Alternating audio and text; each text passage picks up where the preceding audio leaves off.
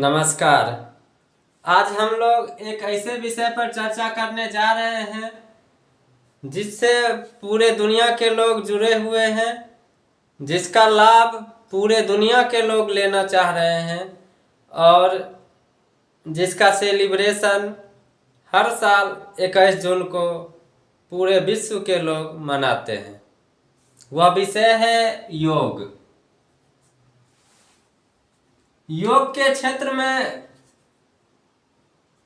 कुछ निर्देश दिए गए हैं, इंस्ट्रक्शंस हैं, नियम रूल्स बनाए गए हैं और विनियम रेगुलेशंस का पालन करने की बात कही गई है।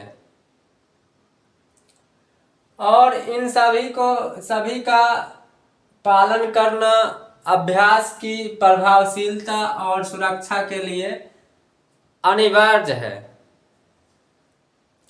इसका पालन किए बिना कोई भी योग साधक ना ही योग को समझ सकते हैं और ना ही योग का लाभ उठा सकते हैं। पतंजलि के अष्टांग योग और आधुनिक योग प्रोटोकॉल जैसे कि आयुष मंत्रालय ने कुछ निर्देश दिए हैं योग से संबंधित के आधार पर मैंने आपके सामने जो योग के कुछ निर्देश हैं उसे प्रस्तुत कर रहा हूं। तो योग के निर्देश इंस्ट्रक्शन जो है अभ्यास से पहले, किसी भी चीज का निर्देश जो है अभ्यास से पहले दिया जाता है।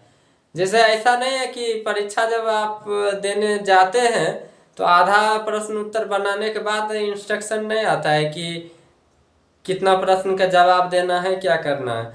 तो निर्देश आपको 15 मिनट पहले हर एग्जाम में दे दिया जाता है। उसके लिए अलग से समय आपको दिया जाता है कि निर्देश को पढ़ें ध्यानपूर्वक और उसी के अनुरूप आप जवाब दें ताकि आपको अच्छे मार्क्स भी मिले और आप सफल भी हो जाए। तो निर्देश में सबसे जो जरूरी है वो है समय। समय ही सब कुछ है, समय बलवान है और हर चीज का समय होता है। किसान जो फसल लगाते हैं तो वो समय के अनुरूप लगाते हैं, अन्यथा फसल हो ही नहीं पाएगा। ठीक उसी तरह जो योग करने के लिए है वो समय निर्धारित है और वह समय ब्रह्म मुहूर्त का समय है, सूर्योदय से पहले का समय है। तो या प्रातःकाल मॉर्निंग टाइम में कर सकते हैं। अभी जो हम लोग का समय है वह डिजिटल युग है।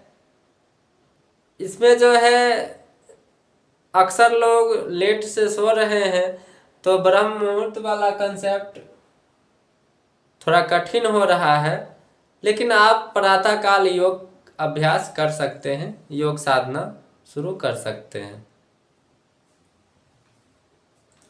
स्थान, योग करने का जगह शांत होना चाहिए, शोरगुल नहीं होना चाहिए, ज़्यादा साफ सुथरा होना चाहिए और हवादार होना चाहिए। कृत्रिम हवा जैसे कि पंखा, कूलर या एसी में योगाभ्यास करने से बचना चाहिए। इसका रीजन ये है दोस्तों कि जो कृत्रिम हवा है उसका जो शरीर पर प्रभाव है वो प्रतिकूल होता है। जब हम योगाभ्यास करते हैं तो शरीर में ऊष्मा का संचार होता है, शरीर का टेम्परेचर थोड़ा सा बढ़ जाता है। लेकिन जो ये कृत्रिम हवा है वो इस चीज को एक्सेप्ट नहीं करता है और वो उस टेम्परेचर को घटाने का प्रयास करता है। इससे क्या होता है कि जो संतुलन है शरीर का वो बिगड़ सकता है, और जो पसीना के रूप में शरीर का जो विकार है वो बाहर आना चाहिए, वो शरीर में ही स्टोरेज हो जाएगा और गठिया की जो समस्या है वो उत्पन्न हो सकती है। तो इसलिए आप जो है योग में तप का कंसेप्ट है, तो इसलिए सुबह का समय का चुनाव किया गया है कि उस टाइम जो है मौसम प्रतिकूल रहता है, गर्मी ज़्यादा नहीं रहती है कि आपको पंखा या एसी चलाने की ज़रूरत ना पड़े। तो आप हवादार जगह का चयन कर ले।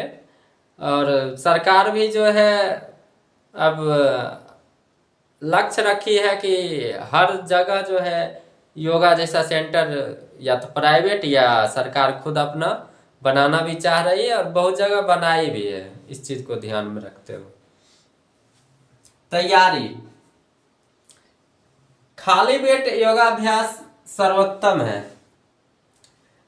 हाँ, यदि बहुत सारे ऐसे भाई बहन हैं जिनको बिल्कुल ही समय ना मिल पाता है तो वो शाम के टाइम कर सकते हैं, लेकिन एक चीज ध्यान रखना चाहिए कि 3-4 घंटे बाद ही भोजन जब कर ले तो उसके 3-4 घंटे बाद ही योगाभ्यास करें।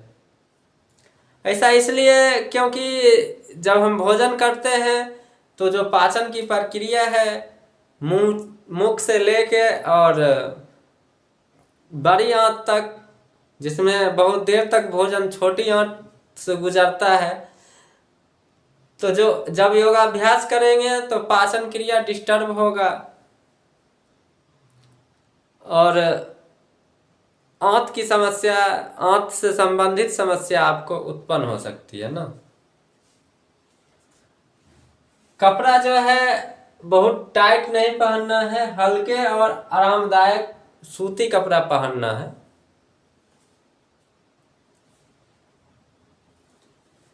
प्रारंभ, अब शुरुआत कहाँ से करना है?